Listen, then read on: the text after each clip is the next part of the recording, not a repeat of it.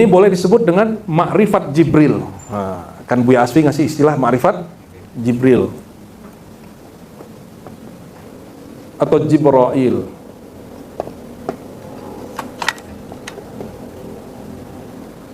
Apa ma'rifat Jibril? Yang disebut ad-din bahasa Arabnya, terjemahan bahasa kitanya agama. Agama itu di situ dibagi 4.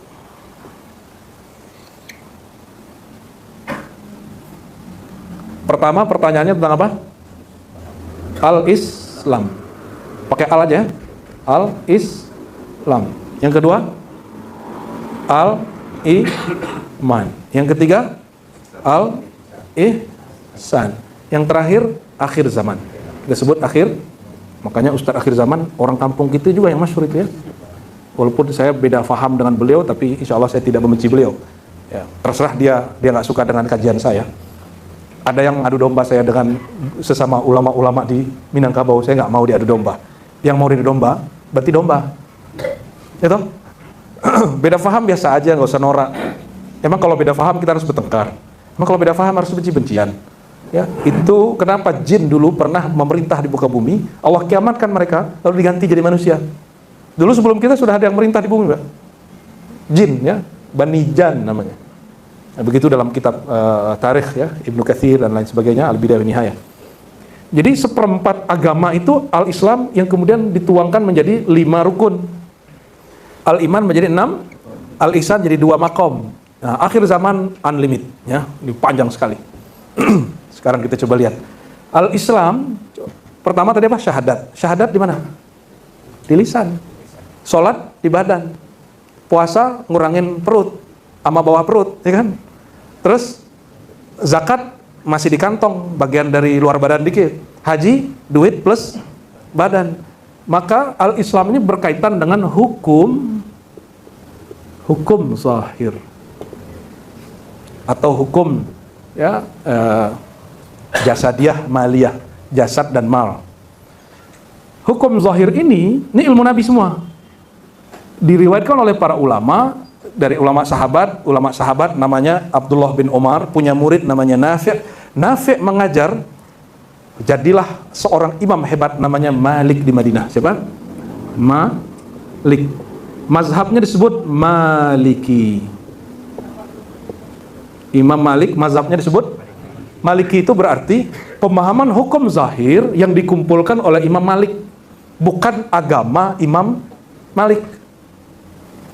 Imam Malik punya murid namanya Syafi'i. Nama Muhammad bin Idris Syafi'i, lahir di Palestina.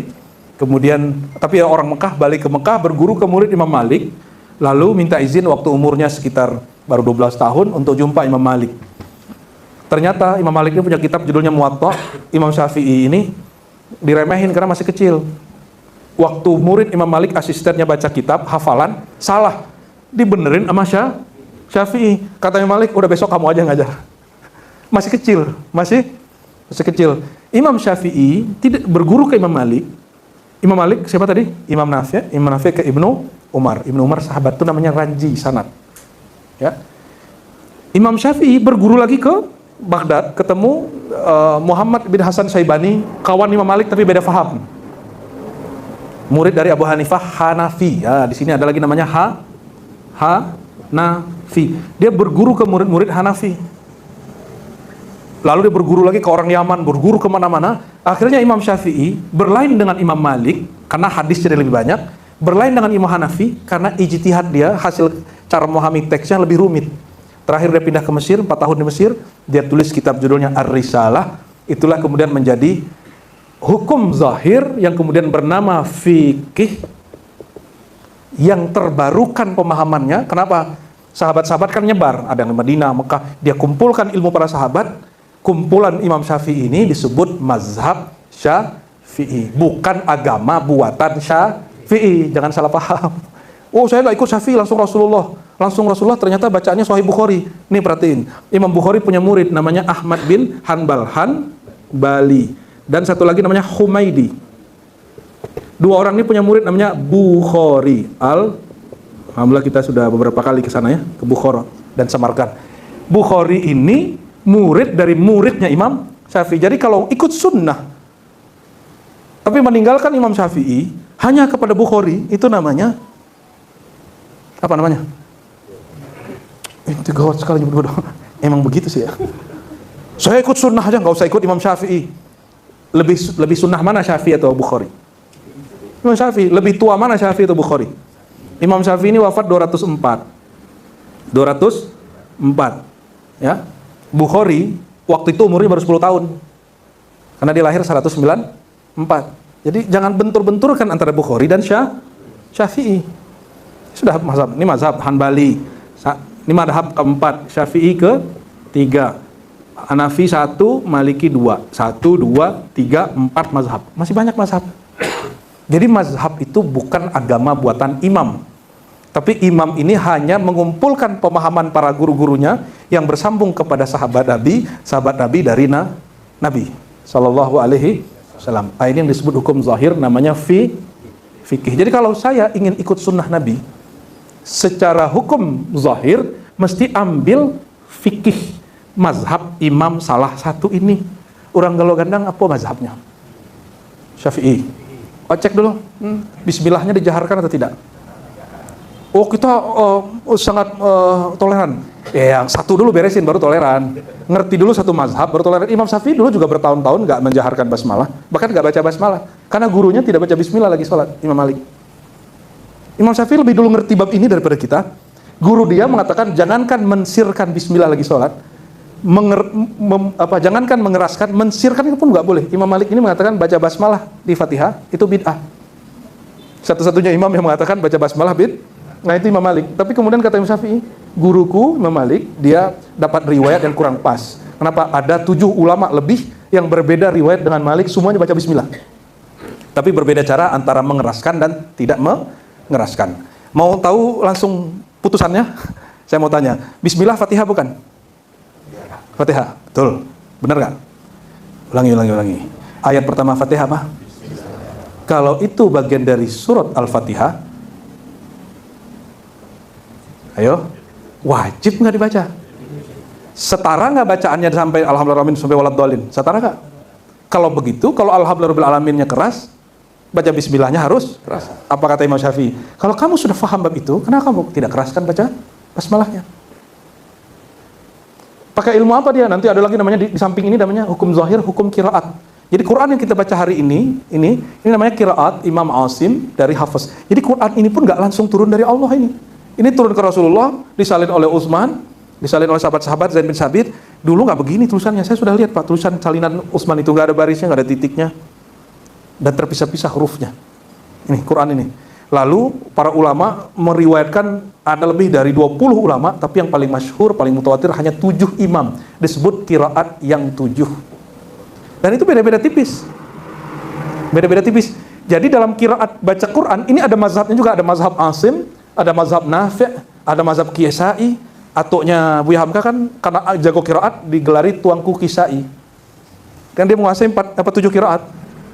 Di Quran, kalau orang mengatakan, saya langsung ke Quran, saya tanya, Quran riwayat siapa? Saya langsung hukum Rasulullah. Oke, hukum Rasulullah riwayat sahabat siapa, imam siapa? Karena ente gak ketemu Rasul. Rasul sudah wafat tahun 11 Hijriah. Kalau ada orang mengatakan langsung ke Rasulullah, itu pembohong besar, karena Rasulullah tidak hidup zaman ini dengan jasadnya. Hidup dengan ruhnya, bukan dengan jasadnya. Kecuali bisa komunikasi rohani. Bisa komunikasi rohani gak? Kalau enggak, jangan ngaku begitu. Jadi sudah nyambung, orang Galo Gandang pakai mazhab mana? Imam Syafi'i, serius. Subuhnya kunut nggak? Kunut. Jangan malu. Orang angkat aja. Oh bid'ah. Orang nyebut bid'ah karena Imam Ahmad bin Hanbal tidak ketemu dalil yang sahih. Imam Syafi'i ketemu dalil yang sahih. Jadi jangankan cara sholat aja mereka beda pandangan. Guru murid loh. Dan mereka tidak menghina gurunya dalam perbedaannya. Bisa nggak begitu? Biarlah orang nyalahin kita, tapi kita nggak usah menghina orang. Cukup kita katakan, oh saya tidak sepandangan dengan itu, tanpa mengurangi rasa cinta dan takzim kepada dia. Bisa nggak begitu? Ya seperti beliau ini. Imam Syafi'i ziarah ke Imam Abu Hanifah Hanafi. Di situ dia nggak keraskan baca bismillah pas sholat di masjid Abu Hanifah. Kenapa? Saya menghormati yang berkubur di situ katanya. Jangankan orangnya masih hidup, mati pun dia masih hormat. Ini kalian masih sama hidup udah nggak saling menghormati cuma karena perbedaan manhaj atau Syafi'i dan Salafi, kan lucu.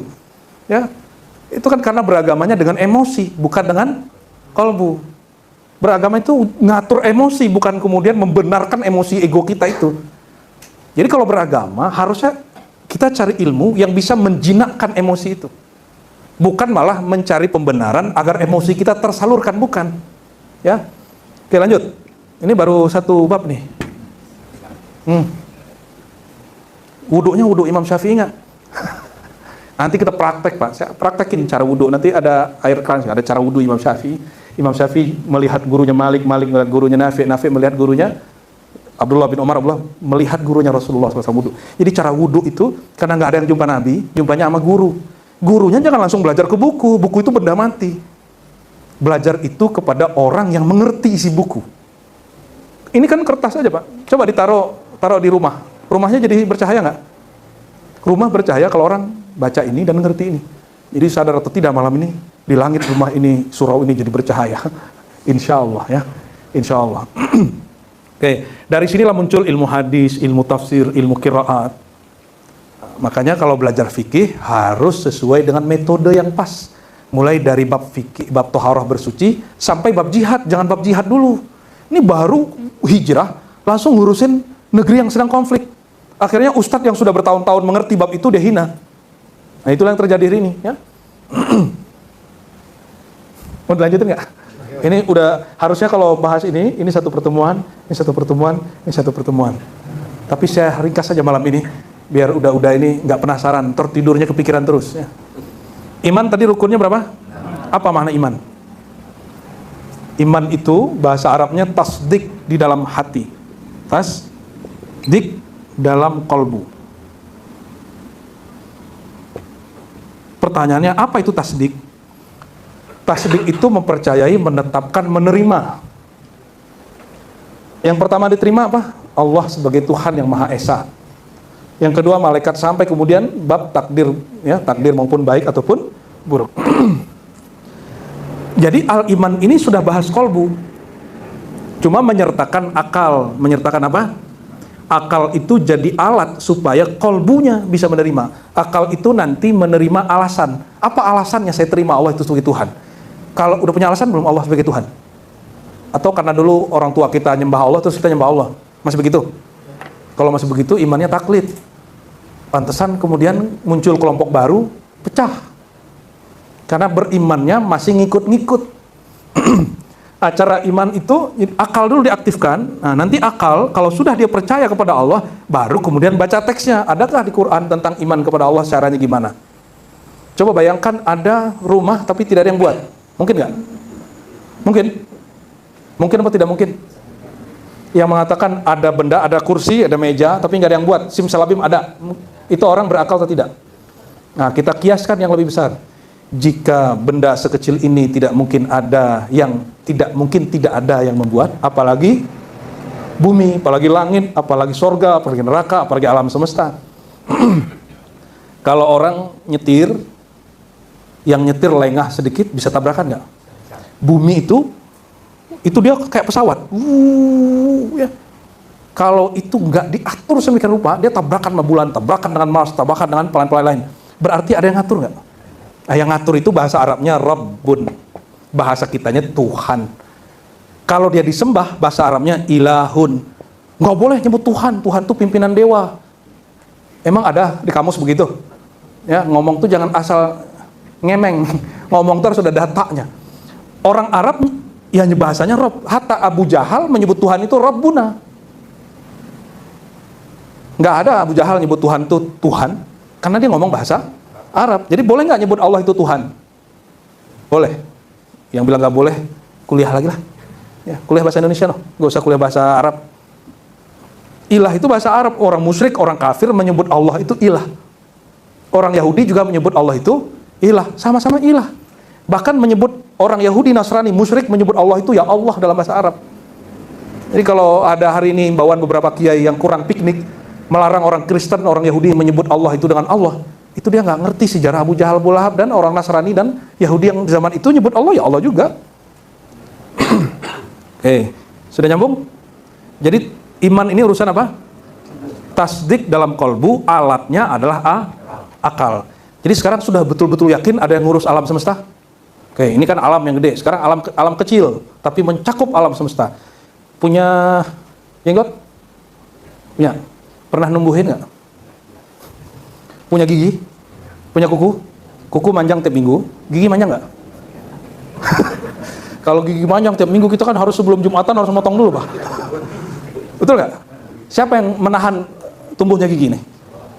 Nah, itu yang disebut Rabb. Bahasa Arabnya Rabbul Alamin. Maka kita puji Allah dalam salat. Bismillahirrahmanirrahim. Alhamdulillahi Rabbil. Ya Allah, terima kasih telah mengurusi alam yang ada di tubuhku ini. Gitu. Punya baby? Punya anak? Dulu pernah jadi baby kan? Punya bayi? Apakah kita yang manjang-manjangin tulang ini, atau dipanjang sendiri? Atau dipanjangkan oleh yang bernama Tuhan itu?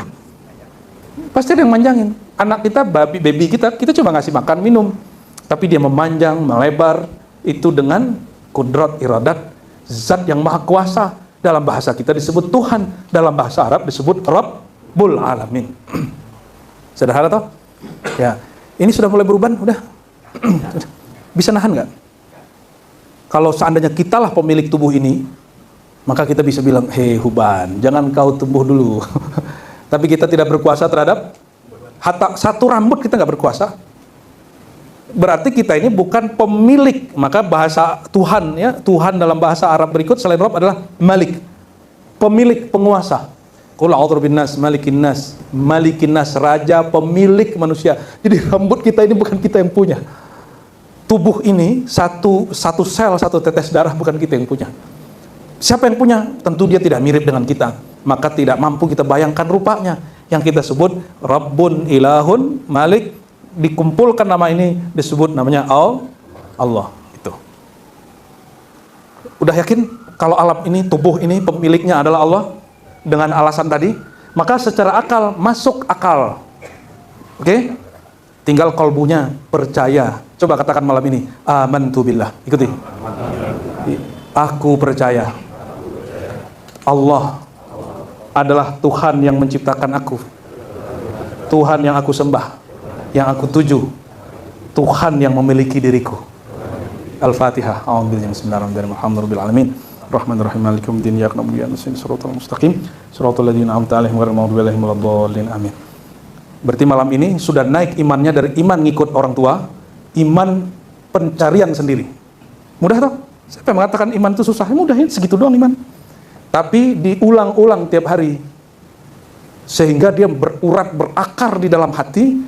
Jika nanti terjadi goncangan, ujian, kolab usahanya, imannya nggak copot, cukup duitnya yang copot. Kolab kesehatannya, jantungnya rusak, otaknya rusak, pembuluh darahnya rusak. Ini kan orang awak ini kan makanannya bergaji-gaji, Pak. Jadi gaji itu tidak hanya masuk ke rekening, masuk ke perut. Namanya itu apa? Yang gaji-gaji itu apa namanya? Gazebo. Aduh, itu makanan yang enak sekali, tapi makruh dimakan tiap hari. Ya, kita boleh makan tapi sekali seminggu, sekali sebulan lah ya. Supaya tidak terjadi penyumbatan. Karena kita tidak pernah menguasai satu pembuluh darah. Karena ini dititipin oleh Allah, mesti kita jaga. Maka makannya nggak boleh terlalu banyak garamnya, ya, dan lain sebagainya. Berarti malam ini sudah menyadari imannya secara sadar. Benar sadar nih. Dan yang paling parah namanya innalil mauti sakarat. Kata Nabi, mati itu ada sakarat, mabuknya. Yang mabuk itu badan nafsiyah, jiwa kita sedang mau dipisahkan dari tubuh. Kalau iman sudah tembus ke dalam kolbu, diulang-ulang tiap pagi, sore, maka saya minta tolong baca asyhadu alla ilaha illallah asyhadu anna rasulullah setiap pagi sore, ikut sertakan hati. Aku percaya, aku bersaksi, tiada yang berhak disembah kecuali Allah, ya. Tiada pemilikku, penciptaku kecuali Allah. Dibaca-baca itu tiap hari. Jangan pas mau nikah doang. Kalau dibaca terus, kolbunya subur, karena kata Nabi, iman itu boleh jadi usang. Fajaddiduha, maka perbaharui dia, segarkan dia, riset lagi dia, refresh lagi dia dengan memperbanyak la ilaha illallah atau syahadat. Ilmu la ilaha illallah itu bukan di sini, adanya di al-ihsan. Ilmu ini namanya ilmu akidah, atau tauhid, atau usuluddin, bahasa kerennya di kampus teologi. Ya, theos Tuhan, logi ilmu tentang ketuhanan. Bahasa filsafatnya ilahiyat, ilmuhiyat. Tapi itu di filsafat. Kita nggak masuk ke filsafat itu. Kita cukup ilmu akidah atau ilmu tauhid atau ilmu usuluddin, itu sama. Untuk merawat iman yang di kolbu itu, untuk menyuburkan yang sudah ditasdikan itu, muncullah ilmu namanya al-ihsan. Dari sini lahirlah ilmu rohani, hukum rohani, yang kemudian disebut dengan tasawuf. Jadi tasawuf itu sudah ada langsung bersama Rasulullah, bukan buatan Junaid al-Baghdadi, bukan buatan Syekh Naqsyabandi, bukan Syekh Abdul Qadir Jilani, bukan mereka yang bikin, langsung Rasulullah yang bawa. Ini contoh, ini buktinya, ini dalilnya. Di kalangan ulama yang agak keras sedikit seperti Ibnu Taimiyah, dia tulis 2 jilid ya, tentang tasawuf dan suluk. Muridnya Ibnu Qayyim mengarang lebih dari 10 kitab tentang tasawuf, padahal manhaj dia salafi. Dan dia tidak menyebut itu tazkiyatun nafs, dia sebut itu tasawuf. Ya, dia sebut itu apa? Tasawuf. Oke, sampai di situ dulu. Nanti ini ilmu akhir zaman ya. Akhir zaman itu sekarang ada yang tebak-tebakan, ada yang pakai angka-angka, ada yang pakai emosi, ada yang pakai macam-macam lah. Padahal akhir zaman itu ilmu yang lebih dalam lagi dari ilmu rohani. Oke, barangkali itu. Cukup? Gimana? Kurang. Latih, Pak. Ya, tadi tutupnya mana tuh? Nah, ada pertanyaan nggak sampai di situ? Sedang lama diberhentiin. Mau lanjut sedikit? Nah, lanjut dikit saja ya. Dari akidah ini muncullah aliran namanya aliran Ahlus Sunnah, Syiah, Qadariyah, Khawarij dari sini. Itu 17 pertemuan Pak di kampus. 16 sama ujian-ujiannya ya. Terus udah ini mau diringkas, nggak bisa, segitu aja. Jadi dari sini lahir aliran. Dan kita nggak merasa paling benar, tapi kita sedang berusaha mendekati kebenaran. Garansi kebenarannya adalah silsilah guru. Imam Asy'ariyah, Imam Ahlus Sunnah, punya guru namanya Zakaria As-Saji. As-Saji punya guru namanya Hanbali. Hanbali punya guru Syafi'i, Malik, Nafi' Ibn Umar. Jadi akidah Asy'ariyah pakai sifat 20 itu ada juga ranji silsilahnya kepada Rasulullah. Metodenya yang baru, isinya sama. Di masa Nabi kan Nabi nggak ngajarin rukun 13. Itu rukun 13 itu setelah dihitung oleh para imam. Karena kalau Bapak Ibu ini baca hadis sendiri kan pusing. Imam itu sudah bantu meringankan kita untuk memproses hadis itu menjadi boleh diamalkan langsung. Muncul aliran manhaj yang kita pakai adalah manhaj Ahlus Sunnah Imam Asy'ari. Di luar ini banyak ngaku Ahlus Sunnah, banyak. Tapi silakan buktikan sanadnya, buktikan manhajnya, nggak ada masalah. Ya, mungkin udah ini dituduh Ahlus Sunnahnya, aswajanya tidak sahih, nggak apa-apa, biarin aja. Kita bukan mencari pengakuan kebenaran dari makhluk. Kita sedang meminta Allah agar mengakui kita sebagai orang yang mengikuti kebenaran. Nah, ini yang dikatakan Imam Sunnah di zamannya, tapi pakar tasawuf namanya Abul Hasan Syadzili. Apa kata beliau? Tuntutlah Allah supaya dia mengakui bahwa engkau ikut kebenaran. Jangan tuntut, jangan cari perhatian makhluk supaya makhluk mengakui kamu itu Ahlus Sunnah, kamu itu Ahlul Haq, kamu itu orang benar. Nggak usah. Jadi hari ini pun juga teguran untuk diri saya sendiri dan pejuang-pejuang Ahlus Sunnah. Nggak usah kemudian tebar-tebar pencitraan, pesona supaya orang bilang kita ini Ahlus Sunnah. Nggak usah. Buktikan saja. Qul hatu burhanakum in kuntum shadiqin. Kalau betul kamu klaimnya benar, buktikan. Buktikan secara akal, secara sanad, secara rohani, secara akhlak. Ya, untuk apa kita kemudian ngaku kita ini Ahlus Sunnah sampai berbuih, tapi akhlaknya nggak ada. Padahal Nabi mengatakan kalian masuk surga bukan karena kamu ngaku itu, tapi karena at-taqwa wa husnul khuluq. Takwa itu di kolbu. Wa husnul khuluq itu buah dari ketakwaan. Berakhlak yang bagus. Kita berbeda paham nih, tapi nggak menghina. Ya, sindir-sindir dikit boleh, kan beda paham namanya. Tapi tidak kemudian menyulut kebencian. Aneh beda sama si Anu, tapi bukan berarti aneh benci dia gitu, ya. Nah ini, kalau udah nggak mau diajak begitu, malam ini juga saya berhenti ngajar. Kalau emang beragamanya mau emosi-emosian, cari guru lain. Kalau beragamanya ingin nyalahin kelompok seberang, cari guru lain, itu salah guru. Saya diajarkan guru, bukan sibuk dengan kelompok orang, ilmu orang, sibuk dengan diri sendiri, sibuk bagaimana cara diri kita ini bisa mendekat kepada Allah, bukan kemudian menjadi juri kebenaran orang. Ya, oh Syanu itu gimana gitu. Kadang-kadang ustadznya kalau lemah batin, bukan lemah syahwat Pak, lemah batin, lemah mental. Ada orang kayak udah itu kemarin, lempem itu langsung dia cari perhatian, dia sebutlah kesalahan kelompok ini, kelompok itu. Seperti yang dilakukan orang yang hatinya lemah baru masuk Islam, namanya mu'allaf. Apa arti mu'allaf? Mu'allaf itu orang yang hatinya masih lemah. Wal mu'allafat qulubuhum. Orang yang hatinya masih lemah. Karena dia masih lemah, dikasih panggung. Akhirnya dia cari perhatian makhluk. Gimana caranya biar keren, jelekin agama sebelumnya? Hati-hati yang begitu. Maka saya himbau kepada siapapun yang mu'alaf, hatimu belum stabil, carilah guru yang mengajarkan ilmu-ilmu ini sampai hatimu oke, baru jadi pendakwah. Ya, kita ini berdakwah ini ada perintah guru kita bilang kamu ceramah, baru kita ceramah. Bukan karena mu'alaf terus aneh ceramah. Ya. Dan memang orang beragama ini kalau hatinya belum sampai ke bab ihsan, berarti di hatinya masih ada emosi, kebencian. Pakaiannya sudah islami, udah pakai sarung, udah pakai gamis, udah celana jingkrang, pakai kopiah, udah pakai sorban, udah lengkap. Tapi batinnya belum bersorban, batinnya belum bersarung, batinnya belum celananya di atas mata kakinya. Apa yang terjadi? Dia kalau beragama, dia sibuk cari kesalahan orang. Kalau dulu cari kesalahan kawan seprofesi, sekarang karena udah hijrah, cari kesalahan sesama hijrah, sesama pengajian. Nah itu kejadiannya, karena nggak belajar al-ihsan. Jadi kalau masih begitu Pak, ya sudah, hadza firaq baini wa bainak. Ini pertemuan terakhir kita. Tapi kalau mau diajak memahami agama seperti ini, saya bimbing semampu saya. Karena saya juga bukan manusia sempurna, juga bukan manusia suci. Tapi insya Allah kita bimbing baik-baik. Harus ikut saran. Nanti saya bilang, gabung ke surau ribat, gabung. Jangan bilang, kita bisa bayar buya. Emang bisa bayar seberapa? Ya? Saya nggak bisa baca kitab. Emang yang ini bisa baca kitab? Ini bisa baca kitab nggak? Ini bisa baca kitab? Ada kitab terjemahan. Sama di sono itu juga orang-orang yang baru tobat-tobat kemarin. Ini baru kemarin sore nih tobatnya. Baru kemarin sore tobatnya. Jadi kalau datang kita ajak, ayo ngaji zikir di sana, ngaji di sana. Jangan.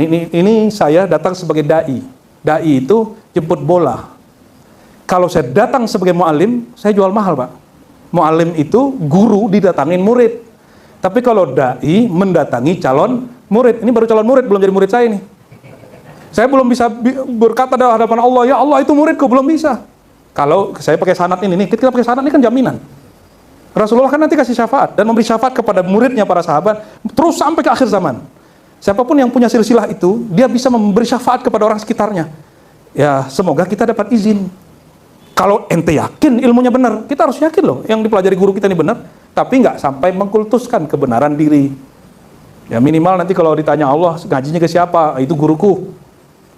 Jangan ngomong begini, kan di hadis katakan, oh dulu dia pernah datang atau dia pernah masuk ke YouTube saya, ke TikTok saya, katanya sih dia benar, cuma saya nggak ngikut. Kan ada yang begitu di hadis disebutkan. Ya, mirip-mirip begitu Pak.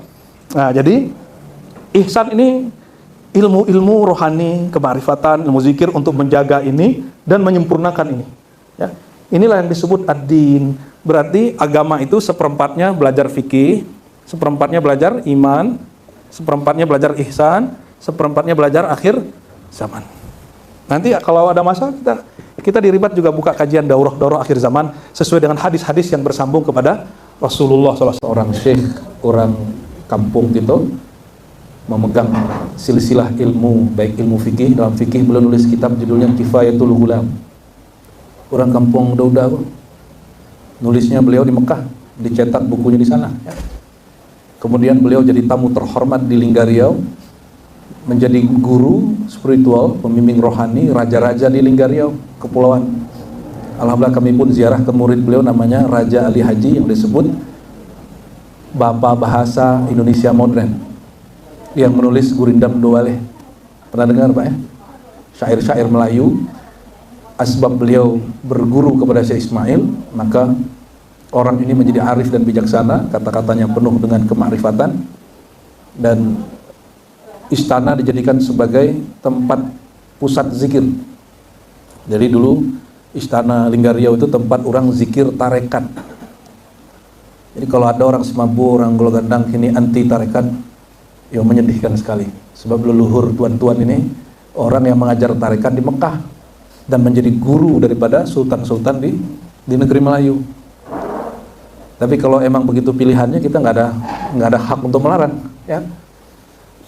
Alhamdulillah kami mengambil ilmu zikir itu dari guru kami, Buya Syekh Muhammad Nuruddin, dan pelanjutnya Abu Ya Kasril, katanya nanti jam 10-an baru bergerak dari Pamulang ke sini.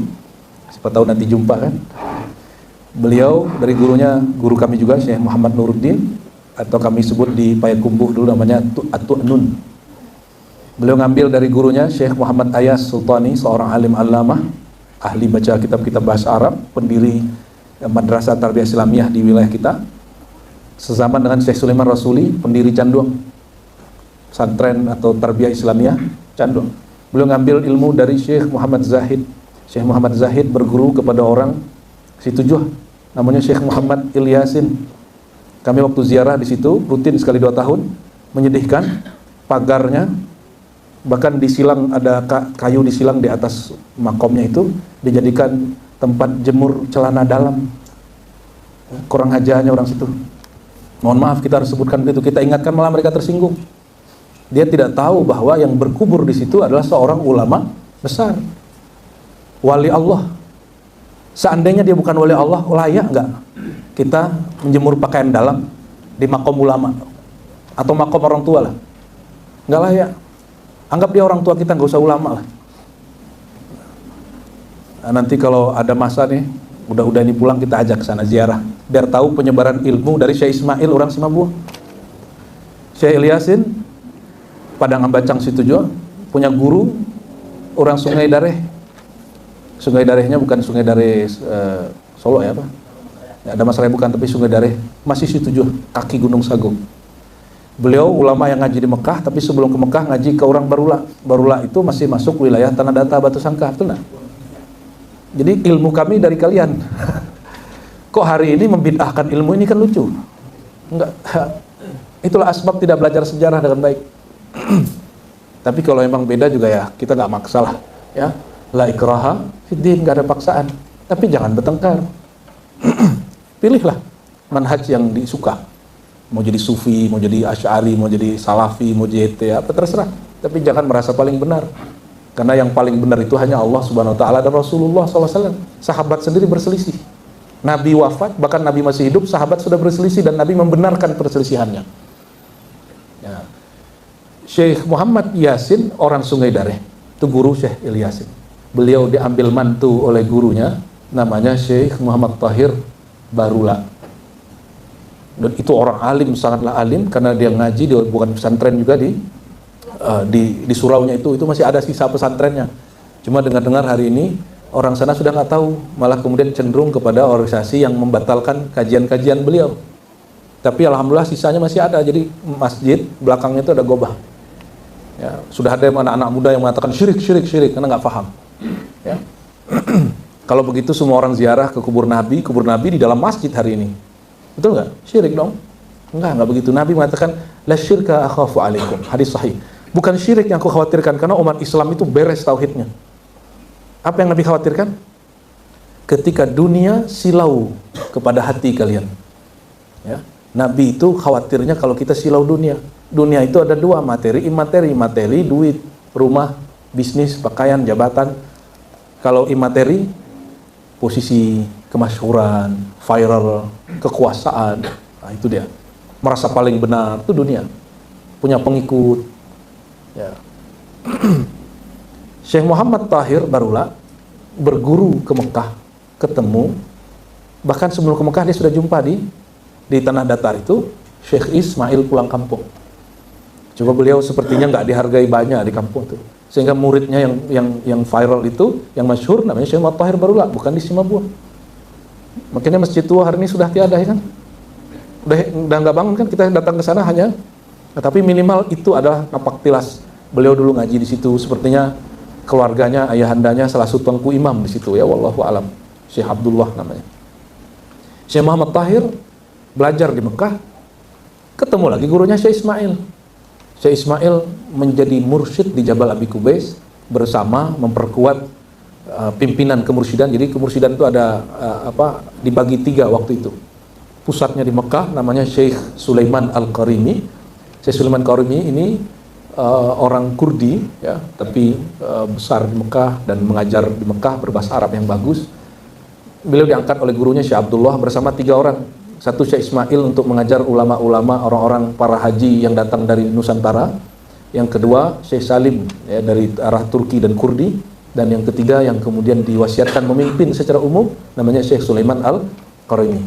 Maka di silsilah yang kami punya, sanad ijazah yang kami punya, jadi ngajar zikir itu ada ijazahnya, Pak. Ijazah itu dulu belum ada SMA, SMP. Maka orang dulu kalau bikin pengajaran mesti dapat izin dari guru. Izin itu namanya ijazah. Apa arti ijazah? Ijazah bahasa Arab, bukan bahasa Indonesia. Bukan yang diperdebatkan hari ini masalah di ijazah palsu presiden kita yang lama dan anaknya itu kan. Enggak, ijazah itu dulu bukan urusan dia tamat mana. Tapi pengakuan dari sang guru bahwa muridnya sudah boleh membuka kajian. Dulu belum ada madrasah, belum ada. Nah, Syekh Ismail memimpin di situ dan memang dikabarkan, diperintahkan gurunya Syekh Abdullah Afandi. Syekh Abdullah Afandi ini, jadi dulu mursyid itu seperti orang pejabat sistemnya. Jadi kata gurunya, kamu pindah ke sana, patuh dia. Kalau hari ini murid diangkat mursyid sama guru udah berani ngelawan guru. Dulu guru mereka namanya Maulana Khalid, orang Baghdad, pindah ke Damaskus, punya murid ratusan. Nah, yang salah satu yang primadonanya waktu itu adalah Syekh Abdullah Afandi. Syekh Abdullah ini pernah ditugaskan di Irak, kamu ngajar di Irak, disuruh dakwah. Disuratin lagi pindah ke Syam, disuratin lagi pindah ke Al-Quds. Quds ini masih dari Syam. Maka orang-orang Al-Quds, Palestina itu sudah biasa dengan tarekat sufi. Zikir-zikir itu sudah biasa. Terakhir diperintahkan ke Mekah dan jadi guru besar ilmu zikir di Mekah Al-Mukarramah dan punya murid namanya Syekh Ismail. Orang si Abu. Nah, ini bukan untuk berbangga-bangga, tapi adapun nikmat Tuhanmu maka ceritakan. Begitu akhir surat Duha ya. Fa amma bi ni'mati rabbika fahaddits. Adapun nikmat Rabbmu, penciptamu, Tuhanmu, maka ceritakanlah. Sayangnya tidak ada turun silsilah itu ke orang si Mabur. Sampai waktu kami dulu masih remaja, bahkan masih antara anak-anak remaja, orang-orang sibuk main, anak-anak sibuk main. Tapi hati kami gak senang bermain seperti mereka main. Anak-anak tuh sudah main judi, Pak. Kalau hari ini udah yang ikut judi online, mungkin dulu kecil juga main judi itu ya. Judi yang lempar batu itu loh. Gitu. Di bawah gambarnya ada duit, ya kan? Atau dengan cara apapun itu. Alhamdulillah kami kemudian diarahkan Allah jumpa guru-guru tua. Namanya Abu Hasan Basri, Datuk Sati, orang Piladang. Dulu orang-orang Tanah Datar, Tanjung Alam, Simabu, Barula itu ngajinya ke beliau. Kalau Datuk Sati itu sukunya apa itu? Kumbang ya? Pisang ya? Nah, beliau waktu kami ngaji udah setahun, 2 tahun, tahu-tahu ayahnya beliau dari Cini datang 3 orang. 3 orang bersama tokoh-tokoh surau yang ada di Tanah Datar. 1 Datuk Marajo, 2 lagi saya lupa namanya. Tapi sudah tua yang 2 lagi nih. Mereka ini ulama-ulama hebat, jago baca kitab. Murid-murid juga Syekh Malalo, Zakaria Labaisati. Syekh Zakaria Labaisati itu guru dari Buya Hasan Basri. Syekh Zakaria Labaisati ini juga punya guru namanya di Aceh, Syekh Mudawali. Ya, kita terhubung ke Aceh lewat beliau. Ya. Ternyata yang di Aceh itu orang Jame. Jame itu artinya zuriat orang-orang Minangkabau. Di sana bahasanya bahasa Minangkabau. Pesantrennya besar, sekali suluk bukan 20-30 orang, 2000. Sekali suluk tuh ya. Ya, semoga Allah berkahi zuriat-zuriat beliau dan Allah angkat perselisihan di antara mereka. Amin. Lalu Syekh Ismail ini ya nulis beberapa kitab ya. Tadi saya sudah sebut judulnya apa? Kifayatul Ulam. Itu permukaannya akidah Ahlussunnah, belajar sifat 20, Allah wujud kidam bakwa. Waktu kecil masih belajar, udah. Masih Allah wujud. Nah, hari ini dibid'ahkan kawan itu. Ya sudahlah, ente bid'ahkan lah. Padahal yang punya otoritas membid'ahkan hanya ulama. Ya, kapan nyantrinya, kapan ngajinya kok berani membid'ahkan yang dibid'ahkan ulama yang dulu ngaji di Mekah. Oh, guru saya LC. LC itu cuma 4 tahun. Kalau yang disebut syekh itu dia sudah diakui, dia punya silsilah sampai ke Rasulullah, kepada imam-imam, melebihi LC itu. LC itu S1 pas sampai dengan SAG. BA lah, BA dulu. Kalau SAG ini masih ada skripsi, kalau LC nggak ada skripsinya. Ya. Ya jangan diadu lah Syekh Ismail dengan LC itu, nggak nyambung lah, apalagi dengan doktor ya kan. Ya ini tahdus bin Nima ini. Bercanda Pak, jangan serius-serius amat. Syekh Ismail ini punya anak, ada namanya Syekh Nurullah. Jadi mursyid di Mekah. Ya, maka marganya Minangkabau itu disebut Al-Mangkabawi. Mangkabawi. Orang sana sulit baca Minangkabau, jadi baca Mangkabau. Ya, sampai hari ini zuriat-zuriat itu, klan-klan itu masih ada di Arab, tapi wajahnya sudah wajah Arab. Karena sudah nikah-nikah, udah campur-campur sama India, Pakistan, Arab, Saudi, ya, dan alim-alim sampai hari ini masih ada. Nah, melalui anaknya itu juga kita punya sanad kitab silsilah. Jadi saya ini juga meneliti silsilah kitab-kitabnya beliau dan anak-anaknya. Beliau punya kitab judulnya Al-Manhal Al-Azb. Itu bentuknya gubahan syair tapi bukan bahasa Indonesia, bahasa Arab. Jadi pintar sekali dia nulis dalam bahasa Arab. Dan dia dulu kan debatnya bukan lewat YouTube, Pak. Orang dulu debat pakai apa? Pakai buku, karena nggak ada TV, nggak ada YouTube, nggak ada channel, nggak ada WA. Jadi kalau dulu mau balas-balasan, mereka tulis syair, berdebat dengan Syekh Fulan. Dia mendebat ulama Sumbawa, dia debat ulama dari mana. Ya. Itu Syekh Ismail Al-Minangkabawi. Ya. Nah, apa yang diajarkan beliau? Nah, yang diajarkan beliau, inilah yang mau kita buka malam ini. Kembali ke basic, mengikuti spirit dari kitab Kifayatul Hulam yang memulai dengan Usuluddin Akidah, lalu bab fikih, dan kalau ambil kitab yang lainnya tentang tasawuf, tentang ilmu qalbu ya. Jadi satu kali dalam hadis Imam Muslim, ini hadis pertama dalam Sahih Muslim ya. Kita kalau kajian kitab sunnah, kitab yang paling valid, paling sahih setelah Al-Quran itu Bukhari, lalu Sahih Muslim. Ini dua orang ya, Sahih Bukhari, Imam Bukhari, Sahih Muslim, Imam Muslim. Dan dia bukan orang yang sezaman dengan Nabi, dia hidup 3 abad setelah Nabi SAW, atau wafatnya 200-an, ya, tahun 200-an, berarti sudah 3 abad ketiga. Imam Muslim di hadis pertama Kitabul Iman, mengisahkan bahwa ada orang datang dari negeri luar Hijaz, datang ke Madinah, ke Mekah, mencari, adakah sahabat Rasulullah SAW yang mampu menyelesaikan masalah kami. Jadi ada 2 orang yang datang, 2 orang ini cari, ternyata orang Mekah bilang, masih ada anak Umar, namanya Abdullah bin Umar. Di musim haji, mereka kejarlah Abdullah bin Umar sedang zikir di Mekah, di Masjidil Haram. Lalu mereka bertanya, wahai sahabat Rasulullah Abdullah bin Umar, di kampung kami banyak orang hafiz Quran, pinter, tapi menolak takdir. Lalu Abdullah bin Umar menanggapi, kalaupun kalian beramal setinggi gunung Uhud, kalau tidak percaya dengan salah satu rukun iman, yaitu takdir, iman kalian, amal kalian tidak diterima. Lalu beliau sampaikan kisah 4 dialog antara Nabi dengan Jibril. Mungkin pernah saya kisahkan di kajian-kajian lain, tapi karena kajian ini kita ulang dari basic, jadi saya mesti menceritakan kisah ini dari awal biar kajian kita tersusun dengan baik ya. Nah, nanti kalau Bapak Ibu nih udah ini punya rezeki, carilah kitab Sahih Muslim terjemahan. Ya, nggak usah cari yang bahasa Arab, nanti nggak bisa baca. Cari yang terjemahan yang ada Arabnya, ada terjemahannya. Kalau yang komodo bisa ya, bahasa Arab kan, carilah bahasa Arabnya. Apa kata beliau? Sayyidina Abdullah bin Umar, dari ayahku, kata beliau, Umar bin Khattab, ketika kami hinama kunna julusun ya, ma'an Nabi SAW, ketika kami duduk-duduk bersama baginda sallallahu alaihi wasallam, idh ja'a rajulun, tiba-tiba datang seseorang rapi sekali, syadidu bayadi thiyab, bajunya sangat putih, syadidu sawadis sa'r, rambutnya sangat hitam. Orang dulu rambutnya agak tebal dikit ya, agak panjang dikit, mirip seperti cowok paling cakep zaman itu setelah Nabi, namanya Dihya Al-Kalbi, mirip dengan Nabi Yusuf. Itu perempuan-perempuan kalau lewat dia bisa lupa napas, Pak. Begitu kalau ngeliat Dihya Al-Kalbi, wow, gitu. Jibril ketika mencari wajah orang, dia cari wajah yang paling pas ya. Sayyidina Nabi SAW didatangi orang ini. Kata Umar curiga. Dulu orang kalau pakai kendaraannya terbuka atau tertutup, Pak? Terbuka. Kenapa? Kalau nggak onta, kuda. Kalau kita pakai onta, pasti ada baunya. Bau onta itu khas. Kalau pakai kuda, pasti berdebu. Kata Umar, la yura alaihi atharus safar. Dia tidak bau dan tidak ada bekas debu, gubar ya di bajunya. Umar udah curiga, ini bukan manusia biasa ini ya. Dia mungkin datang dari mana ini, bukan datang dari setempat, mungkin datang dari apalah penyamaran. Fa'asnada rukbatayhi la rukbatayhi. Lalu orang ini mempertemukan 2 lututnya dengan 2 lutut Nabi. Jadi duduknya bersimpuh, bukan bersila. Kalau bersila kan duduk santai ya. Ini duduk bersimpuh. Fawada'a yadahi ala rukbatayhi. Dia taruh tangannya seperti duduk antara 2 sujud di atas pahanya. Tiba-tiba orang itu bertanya, ya Muhammad. Kagetlah orang itu, dia kenal Nabi Muhammad, temannya Nabi Muhammad tuh. Ya Muhammad, gak ada sahabat yang berani manggil ya Muhammad, semua manggil ya Rasulullah. Sedangkan ada orang yang manggilnya ya Muhammad, kawan Nabi Muhammad. Tambah curiga nih orang ini, jangan-jangan bukan manusia biasa ini.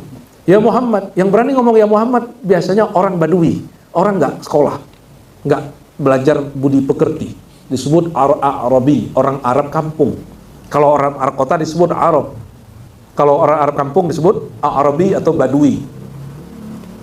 Tapi Umar mengatakan disebut Badui kok bajunya bagus. Orang Badui gak ada yang baju rapi di zaman itu. Bertanyalah orang ini, ya Muhammad akhbirni anil Islam. Kabarkan aku tentang apa itu al-Islam. Dijawablah dengan rukun Islam. Coba rukun Islam pertama apa? Ya, syahadat, apalagi sholat, puasa, zakat, haji. Kalau di hadis itu sholat, zakat dulu baru puasa. Di hadis itu, ya, terakhir baru haji bagi yang sanggup.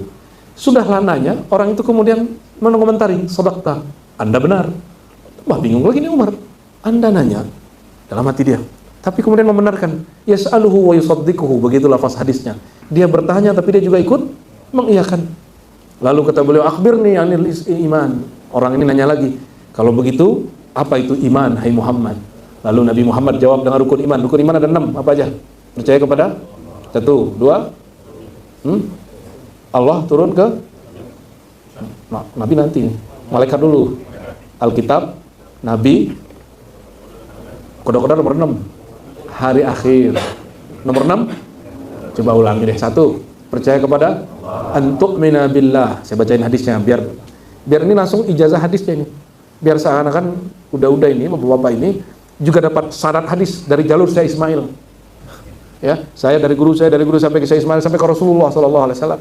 Ya, biar kita ini sah disebut ngaji sunnahnya. Jadi yang disebut bermanhaj sunnah itu mesti bersanad baca hadisnya. Tapi ini kita ringkes. Kalau saya bacakan hadis saya ke Bukhari, kita harus bacakan silsilah antara 21 sampai 30-an orang. Masa kita bacain satu-satu? Tadi saya sudah bacain silsilah zikir kayak Imam Ismail, kayak Syekh Ismail, itu udah panjang kali. Lalu dijawab dengan rukun iman. 1 apa tadi? Antu'mina billah. Engkau percaya kepada Allah, wa bi malaikatihi, malaikatnya, wa bi kitabihi, wa bi rusulihi atau kutubihi, ya. Wa bi rusuli, rasul-rasulnya, wal yaumil akhiri, hari akhir, wa antu'mina bil qadari khairihi wa syarrihi. Lalu engkau percaya dengan takdir Tuhan. Apakah yang kamu rasakan baik atau buruk, pahit ataupun manis. Baik buruk itu persepsi kita, takdir itu semuanya bagus. Cuma persepsi kita yang mengatakan bagus atau tidak bagus. Contoh, waktu sepi di Tanah Abang yang dituduh TikTok sama apa? Shopee. Ketika pemerintah kasih cut mereka, tetap aja sepi Tanah Abang. Kenapa? Hari ini bukan masalah itu. Toko-toko hari ini bisa diakses melalui handphone. Tidak hanya melalui ya aplikasi-aplikasi tadi, bisa melalui yang lain. Dunia ini Allah ciptakan agar dikelola oleh manusia, maka manusia tidak boleh saklek, dia mesti beradaptasi karena manusia itu makhluk yang paling adaptif, mudah berinteraksi dan menyesuaikan diri dengan perkembangan alam. Jadi udah ini jangan ngotot kemudian kayak tahun 2010 aja lah, nggak bisa begitu. Harus menyesuaikan diri, taklukkan itu teknologi, nggak bisa sendiri bayar orang. Ya, jangan kemudian menyalahkan siapa-siapa, kita yang salah karena kita tidak beradaptasi, itu takdir. Takdir buruk itu bisa jadi baik dengan persepsi. Ya, udah tadi kan dulu kan wajahnya sangar-sangar ini. Ngaji Ahlus Sunnah kok wajah sangar? Ini mana sunnahnya? Ya, ternyata ngaji karena tersulut oleh perpecahan kawan kita, ada yang ikut satu kelompok yang suka nyalah-nyalahin orang gitu. Ya, udah lumayan kita meluruskan sampai malam jam 12 waktu itu ya. Akhirnya saya tanya, ya Allah, ini gimana cara ngurus hati orang yang udah keras ini nih? Ya, kok beragama inginnya tengkar terus? Kok beragama kayak orang balai, kayak orang pasar, kayak preman?